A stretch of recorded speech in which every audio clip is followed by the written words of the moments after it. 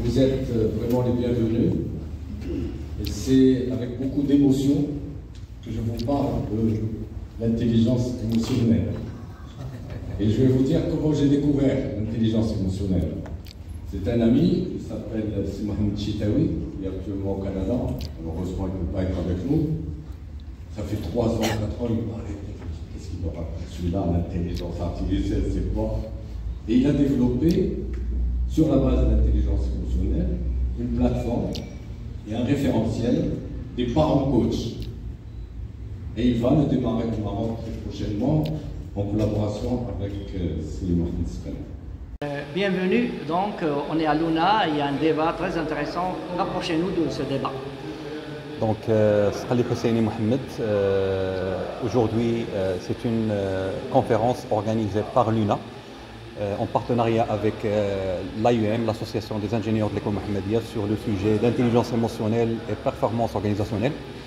Donc le sujet, c'est principalement parler des compétences d'intelligence émotionnelle qui sont essentielles aujourd'hui, d'après plusieurs études de Harvard Business Review, du World Economic Forum, et il y a d'autres recherches qui montrent que l'intelligence émotionnelle aujourd'hui représente à peu près 60% de la performance, aussi au niveau individuel qu'au niveau de l'équipe.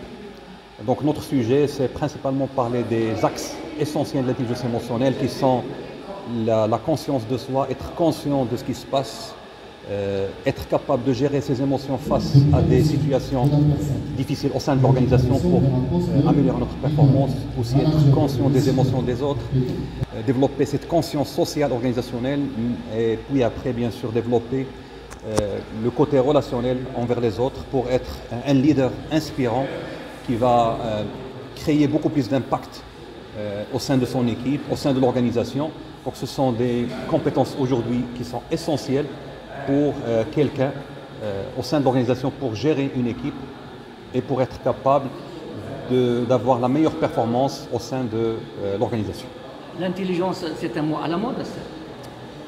Oui, c'est toujours un mot à la mode. Il y a plusieurs types d'intelligence. Bien sûr, aujourd'hui, le focus est principalement sur l'intelligence émotionnelle parce qu'on sait que la plupart des personnes, surtout qui travaillent au sein des organisations, ils sont techniquement très forts. Il y a des ingénieurs, il y a des architectes, il y a d'autres personnes qui ont développé beaucoup le côté technique, mais malheureusement aujourd'hui, ce qu'on retrouve, ce sont des personnes qui n'ont pas nécessairement développé ce qu'on appelle les soft skills, tout ce qui est compétences qui va permettre à ces personnes d'être des bons leaders. Et l'intelligence émotionnelle nous permet de développer ces compétences essentielles pour la réussite dans la vie personnelle aussi bien que professionnelle.